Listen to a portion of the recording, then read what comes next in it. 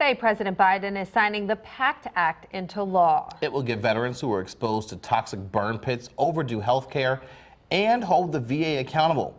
Kayla Schmidt's been following this story for a very long time. She joins us now with the latest. Good morning, Kayla. Good morning, James. Allie, back in November of 2021, ABC 27 got word that a celebrated soldier from Mechanicsburg, Scott Laird, passed away from colon cancer.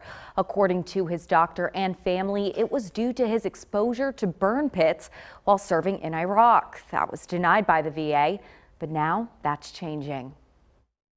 President Biden signing the PACT Act into law. There was a great sense of relief and gratitude that this was finally done. I think that was widely shared. The Honoring Our PACT Act of 2022 will expand health care to millions of veterans exposed to toxic burn pits, a long-awaited venture with a crucial tie to it passing right here in the mid-state. I feel so relieved that it's passing finally, especially after last week, which was an emotional roller coaster. That tie being Scott Laird. This should have been done a week ago. It should have been done even earlier than a week ago. Laird's widow, Michelle, did not let Scott's legacy die with him. She continued to fight for him and other families, becoming a face to a name for elected officials. A year ago, most of America didn't even know about burn pits, and I feel like now everybody knows.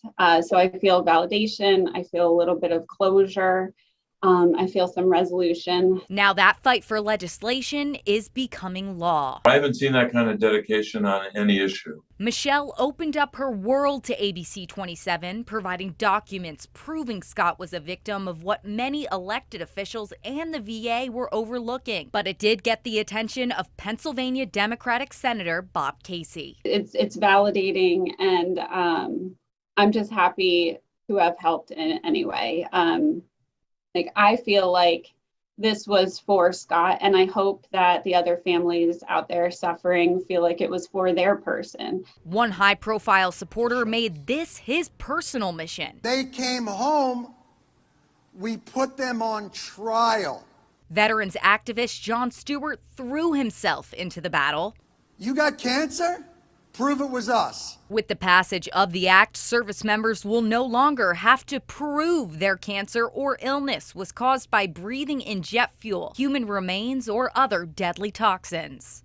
And I know the lives you live there. You know, I've been on USO tours. I got to tell you something like, wow, I didn't know you could treat people that badly and still have them fight for you.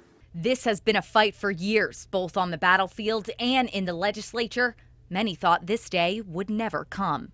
It would be a stain on America if we had failed. The work doesn't end with Biden's signature. Michelle Laird now must do what Scott is no longer here to do. The VA did deny Scott's claim for the cancer, and I did fill out the paperwork to appeal that. So hopefully something will happen with that now with the bill passing. But she can breathe a little easier knowing the U.S. government now has her back. Bills and policy are not self-executing. You have to work hard, and there has to be oversight. And we've got to make sure the VA does its job this year, next year, 5 years from now, 10 years from now. This act will not only help veterans that served and were exposed overseas just like Scott, but even here in the States, veterans and their families that were stationed at Camp Lejeune, Jacksonville, North Carolina from 1950 to 1980 that were exposed to toxic water on base. Live in studio, Kayla Schmidt, ABC 27 News.